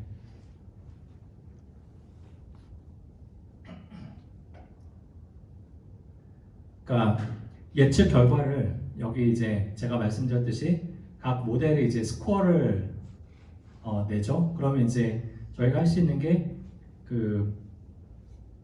그리고 인풋 피처가 있잖아요. 그렇죠? 인풋 피처. 그러니까 인풋 피처가 예를 들어 여기서는 성별도 피처고 인종도 피처고 그다음에 이제 어떤 그 특정한 구간에 돈을 얼마나 벌었는지. 그러니까 돈을 번 게 아니라 이건 약간 이자 소득인 것 같아요. 캐피탈 게인이니까 이자 소득이 얼마나 되는지 뭐 그런 피처도 있고. 근데 이제 여기 보시면은 그러면은 만약에 이자 소득이 높을수록 만약에 어찌 보면 이건 당연하죠. 이자 소득은 어찌 보면 소득의 일부니까 이자 소득이 높을수록 만약에 50K를 넘을 확률이 높다 그러면은 여기서 이제 이 그래프가 위로 올라가겠죠. 근데 이제 이 모델 두 가지를 비교를 놓고 보시면은 이 파란색 모델 파란색 모델 1인 것 같은데 파란색 모델을 보면은 이 관계가 굉장히 복잡해요.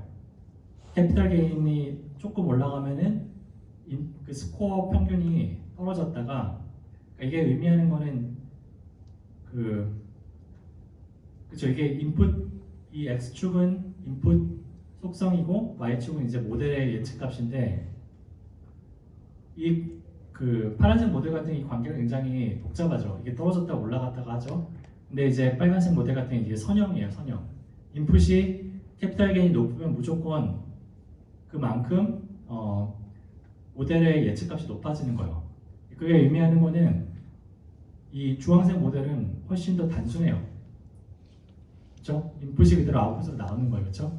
근데 이제 파란색 모델은 이게 내려가기도 하고 올라가기도 하고 굉장히 비선형적인 관계가 있어요. 근데 이제 제가 이 얘기를 왜 하냐면은 이게 사실을 보면은 accuracy가 파란색 모델이 지금 조금 높아요, 그렇죠? 86.2 대 85.6인데 그러면은 파란색 모델을 당연히 써야 되느냐? 꼭 그런 게 아니라는 거예요. 이거 왜냐면은 예측 정확도가 비슷한데 이 주황색 모델은 훨씬 더 단순하잖아요. 인풋이랑 아웃풋의 그 결과가 훨씬 단순한 이제 선형 모델이 비슷한 예측 결과를 나타낸다면 저 같은 경우에는 그냥 주황색 모델을 쓸 것 같아요.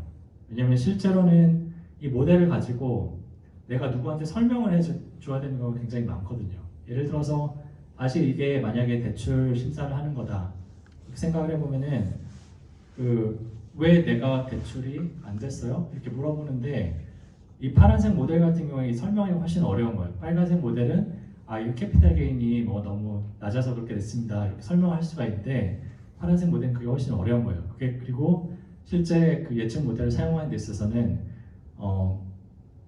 정확도가 1% 높은 것보다 설명할 수 있는지 없는지가 훨씬 중요한 경우가 굉장히 종종 있어요. 그거는 응용 분야마다 다른데 어쨌든 이 설명 가능성이 중요하다는 거고 어쨌든 그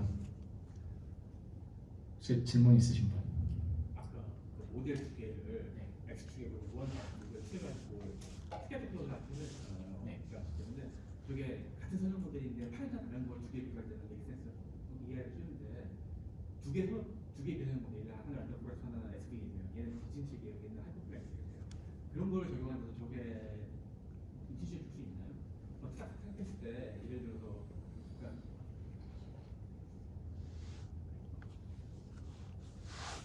그게 되게 어렵지 않은 생각들거든요. 스케치북을 표현했을 때. 네, 그거는 일반적으로 맞는 것 같고요. 이거는 이제 제가 꼭 도움이 된다기보다는 그냥 이제 모델의 결과가 그 스코어다 이걸 말씀드리려고 했던 거고 근데 이제 말씀하신 SVM이랑 그 랜덤 포레스트 말씀하셨네요.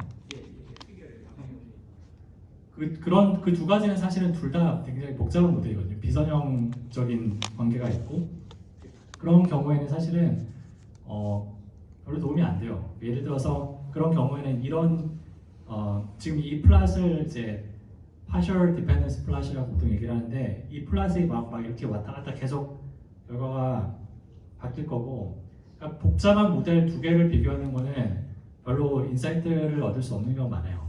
뭐 그런 경우에 또 나름의 또 해석 모델이 복잡한 걸 해석 가능하게 만들어준 기법이 따로 있는데 이런 종류의 어떤 단순한 시각화로는 안 되는 경우가 많아요. 그래서 이제 요약을 하면은 이런 종류의 분석이 가능한 것도 이제 모델 선택의 모델의 특성에 따라 다르다 그렇게 말씀드릴 수가 있습니다. 네, 그리고 제가 또 말씀을 이걸 또 보여드리는 게 여기서 이제 그 성별과 인종에 따른 예측 스코어 차이가 나죠. 여기 보시면은 이제 파란색 역시 이거는 모델 각각의 결과고, 근데 이제 보시면은 두 모델 다 파란색 모델, 빨간색, 그러니까 주황색 모델 둘 다 여성, 그러니까 다른 걸 다 무시하고 여성인 경우에 예측 스코어가 더 떨어져요.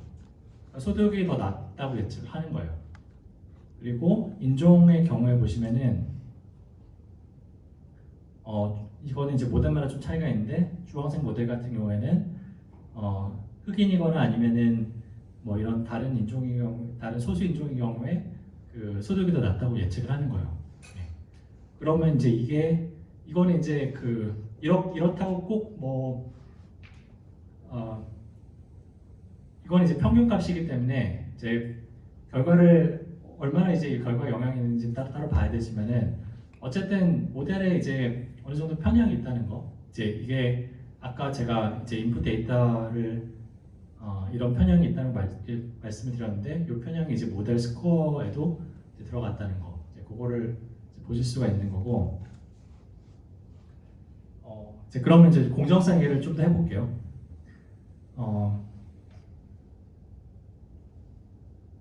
그거를 이제 제가 방금 이 플랫을 통해서 보여드렸는데 이거를 이제 각 데이터 포인트를 보면은 이게 이제 모델 두 개 스코어 아까 보여드린 이제 스코어 플랫이고 그 플랫 하나를 지금 남성과 여성으로 나눈 거예요. 지금 원래 데이터가 뭐 500개가 있으면은 그 중에 남성의 어떤 예측과 여성의 예측과 그거를 이제 성별 기준 나눌 수가 있죠. 보시면은 한 가지 확실한 거는 특히 이 두 모델 다 그 여성의 예측 값이 이제 훨씬 낮은 걸로 나오는 거죠.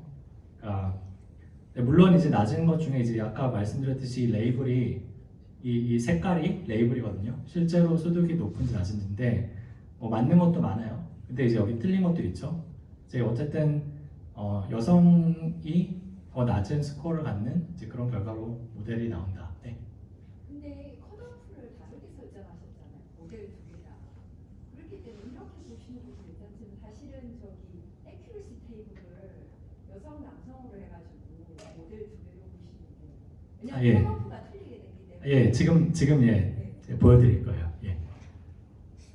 맞죠? 예, 여기에 이제 다른 그 요인이 이제 컷오프죠, 그죠? 컷오프를 다르게 하면 이제 다른 다른 결과가 나올 수 있는데 어쨌든 스코어 자체로는 그렇다는 거고.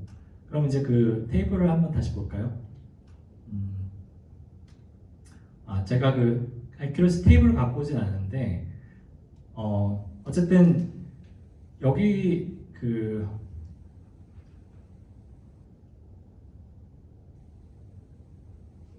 지금 여기서 이제 처음에 보여드린 결과에서는 모델별로 컷오프가 있죠, 그렇죠? 근데 이제 사실은 지금 보니까 컷오프가 있긴 하지만은 모델별로 컷오프가 성별로 다르진 않아요, 그렇죠?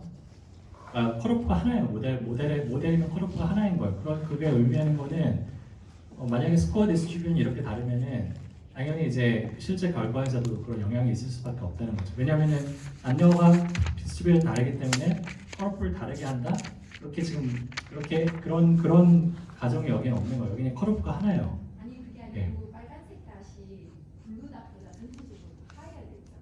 근데 컷오프가 포인트 2가 같으니까 어차피 콜 할 때 원과 지로로 할 때 빨간색 다시 위에 있지만 컷오프가 높게 하기 때문에 원이라고 콜 2비트 하는 게 어떤 이를테면은 스코어는 전체적으로 블루가 낮게 나왔지만 원이라고 부르는 거는 똑같은 애들은 원이라고 할 수 있는 거예요. 그러니까 지금 보면 전체적으로 이게 드러나는 게 지금 블루가 조금 더 밑에 있고 레드가 위쪽으로 가 있잖아요. 그런데 레드에 대해서는 이 마들이 생각하는 게 포인트 64가 넘어야지만 1이라고 부르고 아니면 0이라고 부르고 그런데 블루는 포인트 4 이상이 돼야지 1이라고 부르고 네. 그러니까 이제 그런 면에서 보자면 스코어가 더 레드 마들이 높게 나왔다고 해서 뭐 액큐러시, 퍼포먼스가 달라지는 거예요. 그러니까 저는 이제 accuracy 말씀드린 건 아니고 이건 그냥 pure 그냥 그 fairness 관점에서 그 모델별로는 그 스코어 threshold가 다른데 모델 안에서는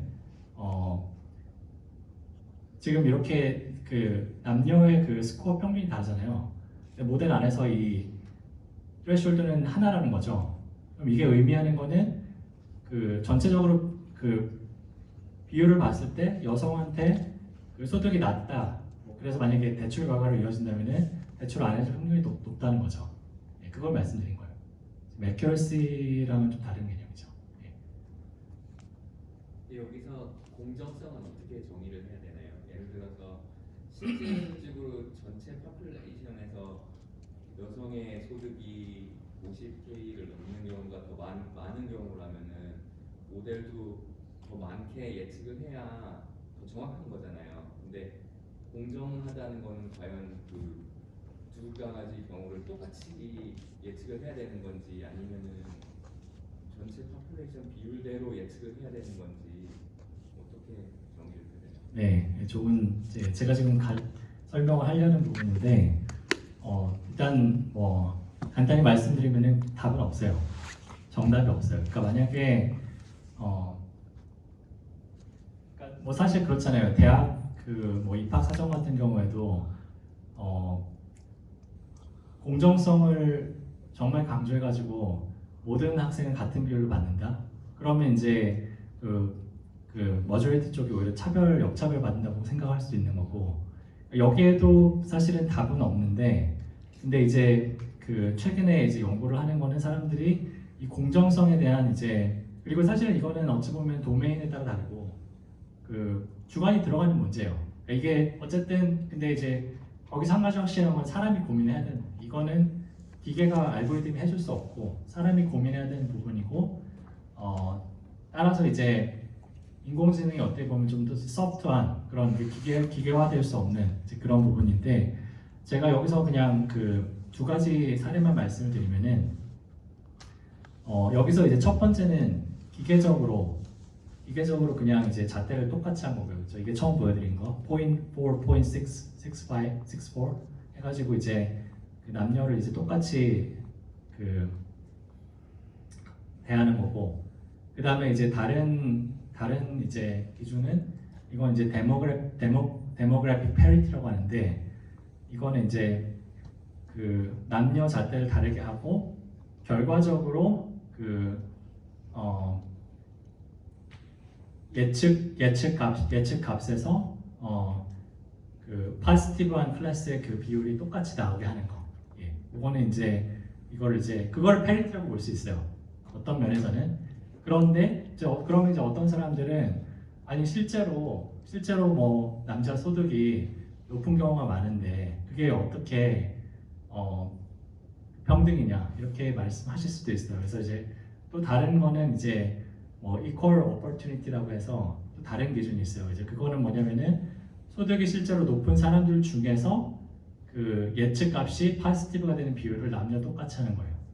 예, 그거는 이제 이 테이블로 다 설명을 할 수가 있는데 어쨌든 이 모든 기준이 뭐가 옳다 뭐 이렇게 절대적으로 말할 수는 없는 것 같아요. 근데 이제 중요한 거는 예전에 그 머신러닝에 이제 이렇게 중요한 결정을 내리는 데 사용되기 이전에는 그냥 이렇게 했다는 거죠. 그리고 이제 그게 그냥 그래야 되는 걸로 알았는데 실제 사람들이 머신러닝을 입시 사정한 데 쓰고 그 다음에 뭐 대출 심사한 데 쓰고 그 다음에 이제 그렇게 하다 보니까 이제 이런 문제가 생기는 거죠. 이제 그래서 이런 관점으로 문제를 바라보기 시작한 게 최근 일이고, 그다음에 이제 그런 종류의 연구나 아니면 실제로 그 제품화되는 머신러닝의 경우에도 더 이제 연구 이런 고려가 더 많아질 거다 그렇게 예측을 해볼 수 있다는 거고요. 자세한 거는 제가 이제 관련 논문 링크를 해놨으니까 나중에 좀 살펴보시면 되고요.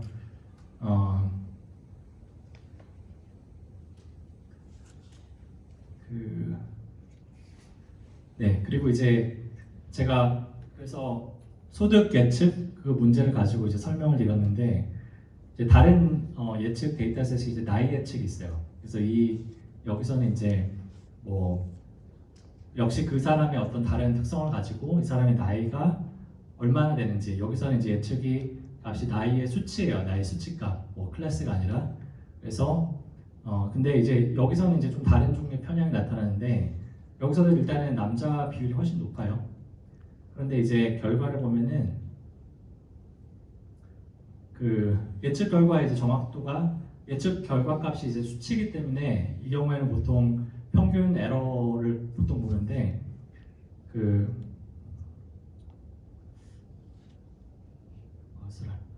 평균 에러 값이 보시면은 피메일이 훨씬 메일보다 높아요. 그리고 이제 이 실제 나이와 예측된 나이를 갖다가 이제 비교를 보면은 남자는 여기 많이 모여 있죠 가운데 예측이 어느 정도 정확하다는 얘기인데 여자는 이제 훨씬 퍼져 있어요 예측 결과가.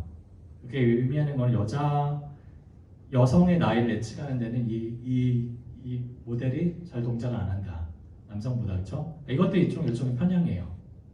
그래서 이제 이런 종류의 굉장히 여러 가지 문제가 데이터 그 분포에 따라서 모델의 이제 성능이 이런 다양한 이건 좀 편향은 좀 다른 유형이고 그런 거를 볼 수가 있고 제가 잠깐 뭐 이거 보여드리면은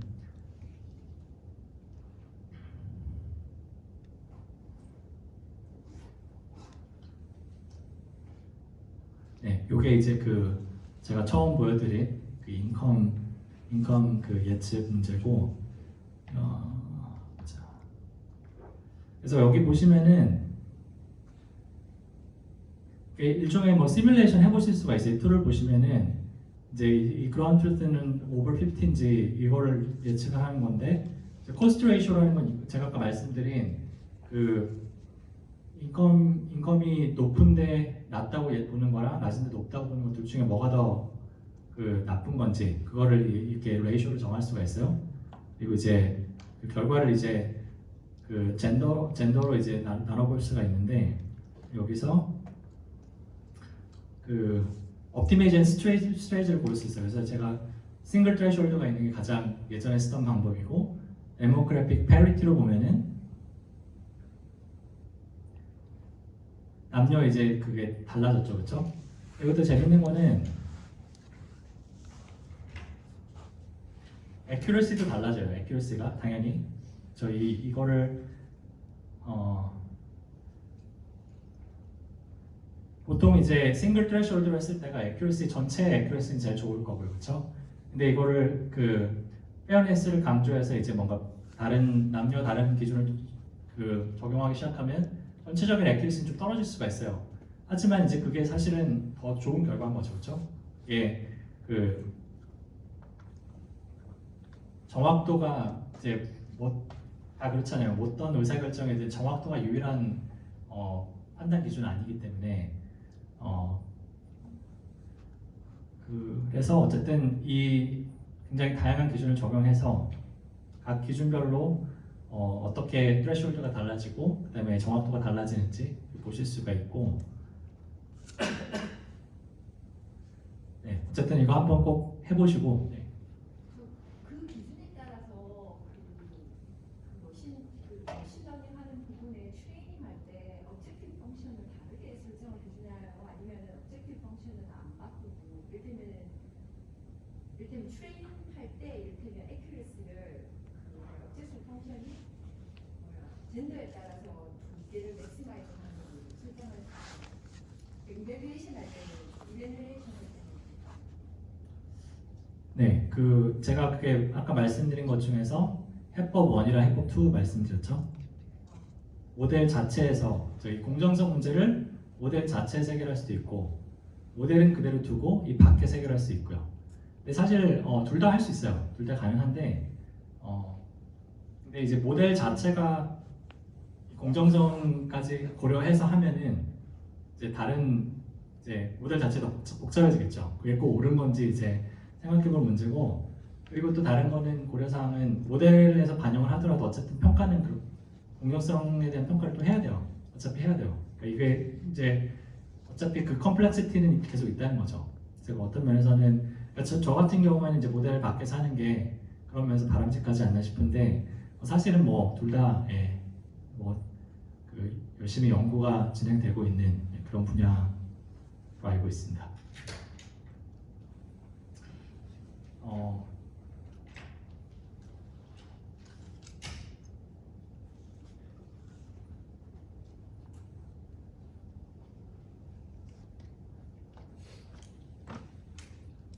네. 그래서 사례 좀 살펴봤고요. 사례가 좀 도움이 되시나요? 요거 사례 되게 재밌는 거 많아요. 꼭 가셔가지고 뭐 이런 것도 있어요. 스마일 디텍션. 이게 재밌는 게 이걸 다 이게 이제 사람이 이 사람이 웃고 있나 안 웃고 있나 그거를 디텍트하는 건데 여기에 이미지까지 보여주거든요. 그러니까 이거 보시면 되게 재밌어요. 여기도 이제 남녀와 약간 편향이 좀 있는 것 같은데 보시면 이제 이것도 남자랑 여자로 나눠서 보는 거거든요. 그래서 이제 뭐 이 사람은 안 웃고 있고 이게 빨간 게 웃고 있는 거구나. 네. 아무튼 나중에 한번 꼭 살펴보시고. 네. 그래서 뭐 사례도 좀 살펴봤고요. 지금까지는 이제 모델을 만드는데 굉장히 고려사항이 여러 가지가 있고, 그다음에 이제 뭐 데이터 분석을 뭐 많이 하는 게 도움이 된다. 이제 그런 요지였고, 그럼 이제 앞으로 어떻게 될까? 사실은 저는 이제 제가 뭐 텐서플로우를 필요 없다, 뭐 확률 필요 없다 이렇게 말씀하셨드렸지만은 시간이 있으면 하세요. 그래도 그러니까 이제 무슨 얘기냐면은 인공지능과 데이터 사이언스는 사실 지금 시작이에요. 제가 봤을 때는 이게 사실 기술의 어떤 가치라는 게 얼마나 많은 노력으로 어떤 얼마만큼 노력을 얼마만큼 결과를 나타낼 수 있느냐, 얼마만큼 폭넓게 적용될 수 있냐, 뭐 그런 건데, 그런 의미에서는 정말 데이터는 앞으로 계속 늘어날 거고요, 그렇죠? 모바일 카메라 당연히 뭐 핸드폰, 그다음에 센서 네트워크 이런 거 계속 늘어나고 있고요. 그다음에 뭐 데이터 기술도 준비하고 있고, 딥러닝, 클라우드 인프라가 더 좋아지고 있죠. 그다음에 이제 더 중요한 거는 데이터 기술 자체가 더 좋은 게 너무 쉬워지고 있어요. 그래서 뭐 아까 말씀드린 그 자동화된 오토ML 뭐 이런 것도 있고, 그다음에 이제 어떤 데이터든지 다루는 방식 자체가 최근에 이제 아마 공부해 보신 분들 아시겠지만 R 같은 툴 사용하시면은 엑셀 그러니까 뭐 일단 프로그램을 좀 하시긴 하셔야 되지만은 어쨌든 한 10년 전에 엑셀 매크로 배우는 것보다 훨씬 간단해요. 그래서 이제 그런 측면에서 more application, better result, less effort 이 세 가지를 결합하면 굉장히 좀 파워풀한 컴비네이션이 아닌가. 그러니까 그런 의미에서는 이제 공부는 하시고 단지 이제 그게 뭐 지금 뭐 칼큘러스를 공부하거나 텐서플로우 공부하는 거 말고 최대한 손쉽게 할 수 있는 거. 제가 아까 보여드린 그 what if tool 같은 경우에도 거기에 있는 개념 다 이해하시면은 머신러닝을 시스템 결과 웬만큼 다 분석할 수가 있어요. 근데 이제 그리고 이제 그 분석 결과를 내는 것 자체는 점점 이제 그것도 점점 쉬워지고 있고, 예. 그래서 그거는 뭐 지금 당장 하실 게 아니면 기다리셔도 돼요. 예. 일단 그런 면에서 좀 게으른 게 좋아요. 그러니까 내가 지금 당장 하루에 5시간씩 텐서플로우 공부하는 사람과 그 시간에 이제 다른 걸 하는 사람이 있으면은 그게 전자가 좋지 않을 수도 있어요. 그래서 이제 좀 트렌드를 살펴보면은 과거에는 이제 그 데이터 사이언스라는 게 용어가 이제 2010년 넘어서 나왔어요. 그래서 과거에는 통계학이었는데 그때는 컴퓨터가 없었죠. 그러니까 이제 통계를 가지고 이제 데이터 분석을 하는 거예요.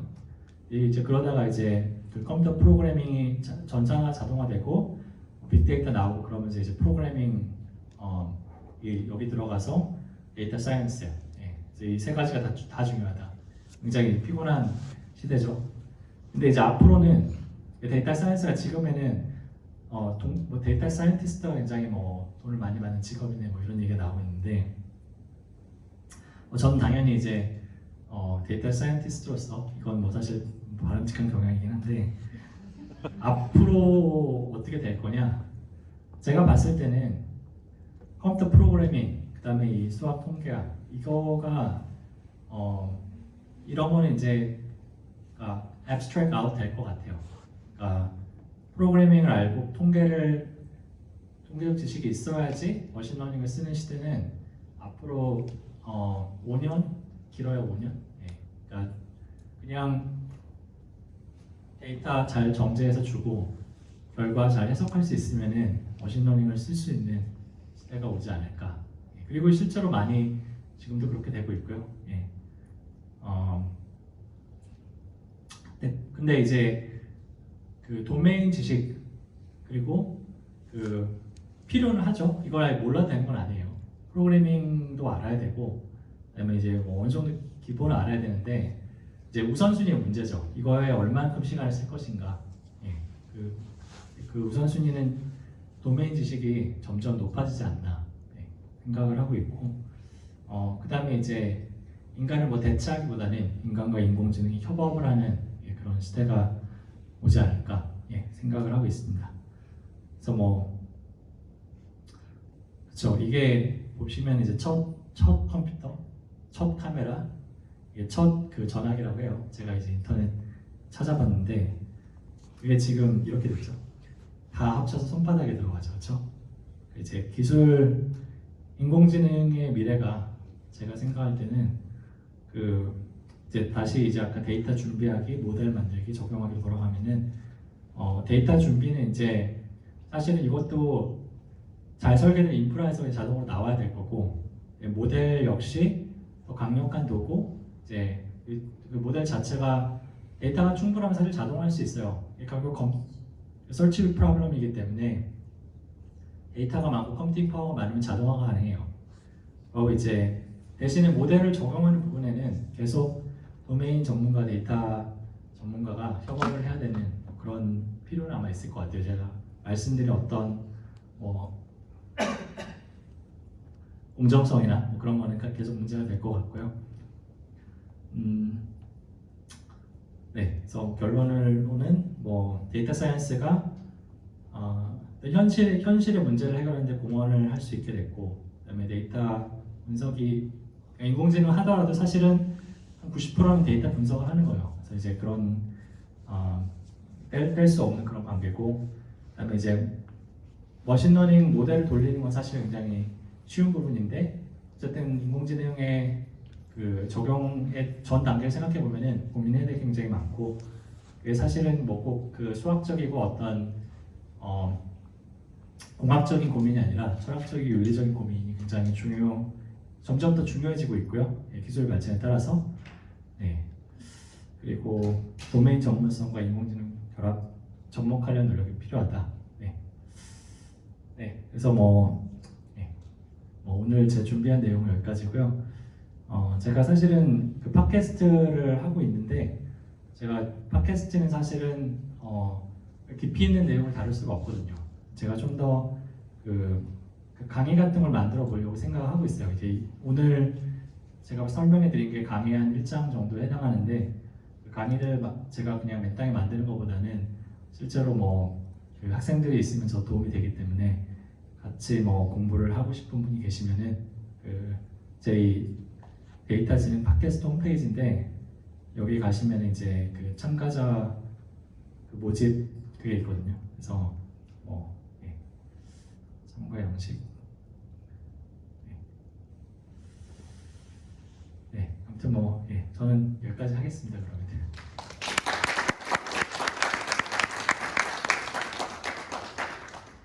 또 질문 있으시면.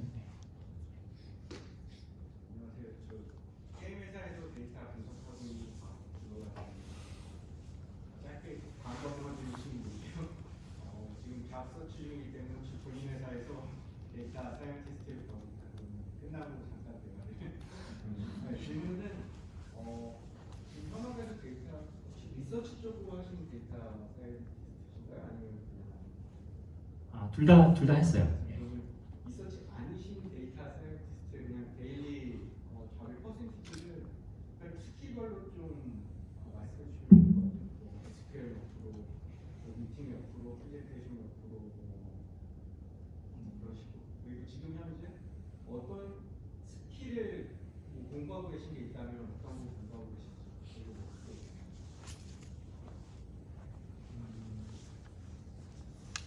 그 첫 번째는 우선은 리서치 쪽은 당연히 이제 제가 아까 이제 여기로 돌아가면은 리서치는 아마 좀 더 이 가운데가 더 클 거고요. 따라서 코딩이나 아니면 수학 그런 하드 스킬이 좀 더 중요할 거고 리서치가 아닌 경우에는 소프트 스킬이 좀 더 중요한 것 같아요. 커뮤니케이션 그다음에 문제를 이해하고 이제 해결해주는 이제 방법적으로는 복잡하진 않은데 어쨌든 현실 세계 문제를 풀어야 되는 거니까 하드 스킬, 소프트 스킬 관점에서 말씀드릴 수 있을 것 같고요. 공부는 저는 사실 공부를 계속 하고 있어요. 공부를 사실 안 하고는 살아남을 수 없는 분이고요. 그래서 제가 팟캐스트도 사실은 그렇고 오늘 발표도 사실은 제 공부 차원에서 하는 것도 좀 있는 거고 그다음에 또 저희가 인공지능 종사자분들 모임이 있어요. 그래서 여기서 매주 이제 페이퍼 리딩 그룹 같은 게 있거든요. 여기 지금 보시면은 돌아가면서 이제 이 페이퍼를 프레젠테이션도 하고 지금 제가 소개한 것도 여기서 이제 제가 처음에 알게 됐는데 그런 식으로 공부를 꾸준히 해야 돼요. 사실은 여기 나온 논문들 대부분 다 최근 3년 안에 나온 논문들이에요. 그러니까 이제 정말 3년 전에 세계 최고의 천재였어도 공부를 안 했으면은 지금 모르는 거죠. 제가 박사 받은 지가 박사 받은 지는 한 6년 됐는데 그때랑 지금 세상이 완전 바뀌었어요. 그래서 미천이 지금 공부를 해야 됩니다. 저도 박사 하고 나면은 이제 공부는 이제 그만 이러고 싶었는데 세상이 그렇게 만만치 않더라고요. 연관된 질문일 수 있을 것 같은데요.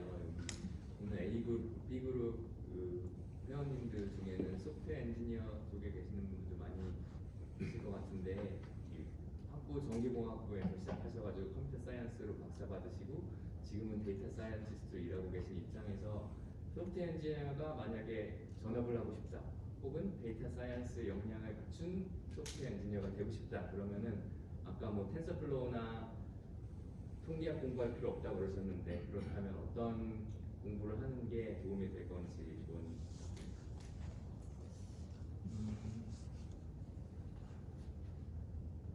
그게 사실은 어디서 일하는 소프트웨어 엔지니어에 따라 다를 것 같고요. 그러니까 만약에 이제 그 예를 들어 뭐 그러니까 제가 말씀드렸듯이 이 공식은 제 생각에 계속 가는 것 같아요. 예를 들어서 소프트웨어 엔지니어가 유리한 거는 당연히 컴퓨터 프로그래밍을 당연히 남들보다 훨씬 잘하겠죠, 그렇죠? 하지만 이제 그걸 어떻게 어떤 분야에 적용할 것인가, 이제 그건 또 다른 문제인 것 같고, 그러니까 예를 들어 이제 본인이 뭐 소프트웨어 엔지니어고 지금 일하는 곳이 헬스케어다. 그럼 헬스케어에서 소프트웨어 데이터가 뭔가 데이터 사이언스로 풀 수 있는 문제를 찾되 당연히 소프트웨어 엔지니어면은 조금 더 뭐 인프라스트럭처나 아니면 뭔가 돌아가는 시스템을 만드는 데 강점이 있겠죠. 그러니까 이제 데이터 사이언스도 여러 가지 결과물이 여러 가지 형태가 있어. 어떤 경우에는 좋은 리포트를 만드는 게 결과물일 수도 있고, 어떤 경우에 돌아가는 시스템을 만들어야 될 수도 있는데 소프트웨어 엔지니어 경우에 시스템 쪽이 훨씬 강할 테니까 그 강점을 살리시는 게 좋겠죠. 네. 대신에 이제 도메인과 이제 뭐 필요한 이제 데이터 공부를 하셔야 될 거고. 네. 저는 UCSF에서 통계를 가르치고 있거든요. 그래서 죄송하게 한 말씀 드리자면 인터프리테이션 할 때 쓰는 많은 그런 컨셉들이 통계에서 굉장히 기본적 컨셉을 많이 바로하고 있어요. 일단 타입 1해라든지 타입 2해라든지 아니면 뭐 프리딕티브 밸류, 파지티브, 프리딕티브 밸류, 네거티브 이런다든지 아니면 이렇게 비주얼라이제이션 하실 때 이를테면 지금 하시는 게 이를테면 비주얼라이제이션 닷으로 이렇게 표현해서 이 닷들이 클라우드가 타이트하게 될수록 사실은 이게 더 좋은 거고 이게 클라우드가 커질수록 매력이 더 많다든지 이런 그러니까 통계의 무슨 테크니컬한 분야보다는 기본적 컨셉을 세울 때 그런 부분에서 많이 이렇게 활용된다고 저희 바이러스가 네.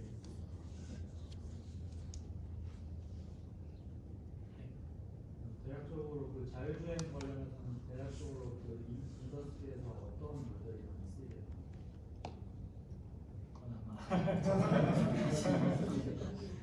어떤 자율주행에 들어가는 기술들이 뭐 주변 상황에 뭐가 있는지 인식하는 기술이 있을 수 있고 그 주변에 다 인식했다고 판단하면 내가 어느 쪽으로 제어하거나 패스를 잡고 속도를 어떻게 제어할 수 있는 판단할 수 해야 되는 그런 로직이 또 사용될 수도 있고 아니 사용돼야 되고 마지막으로 이렇게 패스를 잡고 이렇게 속도를 한다 이게 결정이 되면은 자동차를 그렇게 제어할 수 있느냐 이렇게 세 가지가 보통 기술 분야가 나눠지고 사용되는 기술이 완전히 다르고 그러다 보니까 그럼 어떤 걸 쓰냐라는 거는 회사마다 굉장히 다르고 보통 지금 말씀하신 내용 중에서 이제 블랙박스로 신경망 같은 게 사용되는 알고리즘은 인식 분야에서 성능이 우선 가장 중요해요. 설명을 하지 못하더라도 주변에 있는 걸 최대한 인식을 했으면 좋겠다는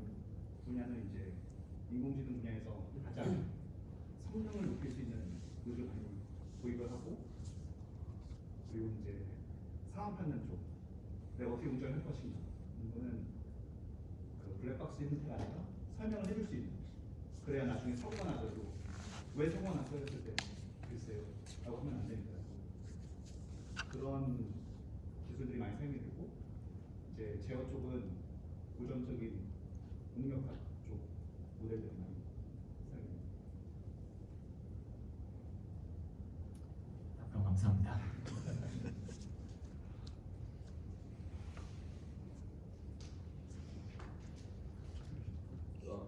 한가지 더 질문 드리면은 아까 문제를 이해하고 이런 소프트 스킬이 중요하다고 하셨잖아요. 그 지점에서 생각해 보면 사실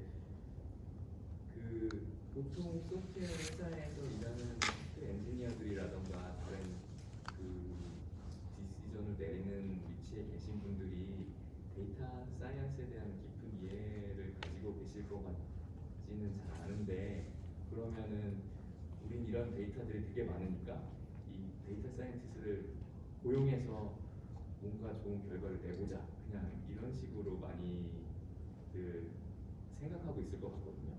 그러면은 그런 사람들 입장에서 데이터 사이언티스트들과 더 잘 일을 하려면 어떤 방식으로 접근을 해서 이렇게 문제를 포뮬레이션 해야 되는지 말씀해 주시죠.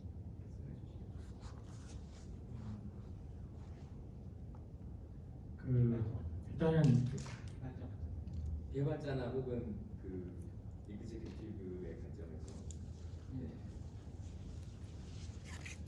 일단은 무시하면 안 되죠. 데이터 사이언티스트를. 근데 이제 그게 사실은 여러 가지가 있어요. 근데 예를 들어서 저희 같은 경우에도 A/B 테스팅을 되게 많이 하는데 이제 보통은 뭐 이게 좋다 나쁘다 이제 이런 게 나오잖아요. 근데 이제 뭐 뉴스 보신 분들 아시겠지만은 작년에 이제 스냅챗에서 그러니까 리디자인을 했는데 결과가 굉장히 안 좋았어요. 근데 이제 그거를 저희 CEO 분이 굉장히 이제 저보다 한 10살쯤 어린 분인데 그분이 이제 젊은 혈기로 그냥 이거 하자 해가지고 거의 주가가 3분의 1로 떨어졌어요. 결국에 하고. 근데 아무튼 이제 거기서 얻을 수 있는 거는 이제 데이터를 무시하면 안 돼요. 근데 이제 그러면은 그 사람이 항상 틀리냐 하면은 그 사람이 맞는 경우가 훨씬 많거든요. 그러니까 데이터를 본다는 게 사실은 중요한데 그 데이터가 대부분은 한계가 있어요. 예를 들어서 A/B 테스팅을 한다 하면은 당연히 뭐 이 디자인을 했을 때 뭐 사용자들이 얼마나 뭐 더 오래 머물고 뭐 그 메시지를 더 많이 보내고 뭐 그런 걸 알 수 있는데 그거는 굉장히 단기적인 거예요. 단기적인 거. 이게 A/B 테스트를 뭐 길게 해봤자 뭐 몇 주 이 정도이기 때문에 이게 6개월 뒤, 1년 뒤 어떤 결과를 갖고 올 것인가 그거를 사실은 데이터가 알려주지 못하는 거죠. 그러니까 이제 예측을 할 수 있죠. 뭐 이렇게 됐으니까 뭐 2주 뒤에 6개월 뒤에 이렇게 될 거나 예측을 할 수 있는데 사실은 뭐 프로덕트 디자인의 어떤 필라소피나 아니면 어떤 비전 있잖아요. 이 프로덕트 이런 방향으로 가야 된다. 그런 것도 그만큼 데이터 실험 결과만큼 중요하거든요. 그러니까 이제 그런 면에서는 이제 executive가 데이터 사이언스를 무시하면 안 되는데 그렇다고 그냥 무조건 귀 얇게 그냥 실험 결과 좋은 쪽으로 무조건 가자 하면은 그것도 제품이 누더기가 될 수가 있어요. 그게 항상 쇼텀 이렇게 결정하는 게 롱텀으로 옳은 방향이 아니기 때문에 제가 느끼는 게 데이터가 중요한 만큼 데이터 한계를 알아야 돼요. 데이터가 보여주지 못하는 게 항상 있고 그거를 이제 아는 사람이 정말 잘 하는 사람이죠. A/B 테스팅이라는 거 조금만 얘기해 주시겠어요? 네. A/B 테스팅이 뭐냐면 예를 들어 뭐 이 화면에 이 뭐 버튼을 하얀색으로 할까 까만색으로 할까 뭐 이 하얀색이 잘 안 보일 수 있잖아요. 그럼 이제 이 두 가지를 놓고 이제 뭐 트래픽이 뭐 유저가 뭐 100만 명이 하루에 100만 명이 사용하는 시스템이면 50만 명을 하얀색을 보여주고 50만 명 까만색 보여주고 그다음에 결과적으로 이 버튼이 얼마나 클릭되는지 비교를 하는 거예요. 그래서 이제 뭐 검은 버튼이 예를 들어 클릭이 많이 된다. 그럼 뭐 근데 이제 거기서도 되게 그러니까 실험한 컨셉은 되게 간단한데 굉장히 그게 해석하기가 쉽지가 않아요. 예를 들어서 이제 버튼 제가 말씀드렸는데 버튼이 클릭이 많이 되는 게 꼭 좋은 건가 생각해보면 버튼의 기능은 클릭되는 거니까 좋다고 볼 수도 있지만은 사실은 이 버튼을 까만색으로 만들어서 굉장히 눈에 띄게 만들면 버튼이 클릭이 많이 되겠죠. 근데 이제 사실은 뭐 클릭이 뭐 실수로 클릭했거나 아니면은 뭐 이 버튼을 보고 뭐 다른 거를 놓칠 수도 있고 그런 거 보면은 보통 이런 정도의 시스템은 실험 매출액이 한 수백 가지가 나와요. 보통 그걸 보고 이게 전체적으로 봤을 때 이게 좋은 건지 나쁜 건지 판단하는 게 그것도 이제 거기까지는 실험하는 것까지는 굉장히 뭐 기계적으로 할 수 있는데 실험 결과 해석하는 건도 사람이 굉장히 생각을 많이 해야 돼요. 그런 면에서 거기서도 조금 하드한 그런 사이언스 부분이랑 그 다음에 거기에 이제 그 위에서 이제 사람이 판단하는 부분이 섞여 있는 거죠. 소프트 스케일 얘기하셨는데요. 아까 얘기 들으니까 스냅 사장님은 대안을 제시하실 것 같진 않은데 상당히 많은 탑 레벨에 데이터 사이언티스트에 던지면 100원 주겠지. 뭐 이런 식으로 데이터 정보를 받는 데서 너프한 게 꽤 있는데 그 반대 상황, 약간 그 상황에서 어떻게 조율하시나요? 그거에 대해서 이 쓰레기인데요 잘라버리면은 아 제가 일을 안 하려고 할 수도 있고 오해할 수도 있고 거꾸로 맡았는데 답이 없는 문제면은 뭐 시간이 문제 뒤에 가서 바뀔 건데 그걸 어떻게 조율하시는지 궁금합니다. 저는 반대는 별로 못 본 것 같아요. 보통은 일단 데이터가 뭐 문제가 있으면 그냥 그걸 사실 볼 데이터가 없어서 문제가 된 경우는 저희 그 온라인 서비스 같은 경우에는 그런 경우는 없거든요. 데이터가 너무 많아서 문제이기 때문에 데이터가 그렇죠. 그런데 이제 오늘 여기 장소가 9시까지 돼 있거든요. 그래서 잠깐 그 말씀 몇 가지 한 10분 정도 자유롭게 더 질문해 주시고 네트워킹 하시다가 5분 정도 남기고 정리하고 나가도록 하겠습니다. 오늘 좋은 긴 시간 동안 좋은 세미나 해주신 박사님께 박수 한번 주시죠. 이 장소가 삼성 리서치에서 지원해 주시는데 보셔서 아시겠지만 이 프로젝터가 현존하는 이런 것들 중에 되게 많은 분들이 참석하실 수 있는 이런 좋은 세미나 장소가 사실 쉽지 않아요. 그래서 또 여기 이렇게 늦은 시간까지 여러분들 남아서 나누셔서 도움 많이 주셨습니다.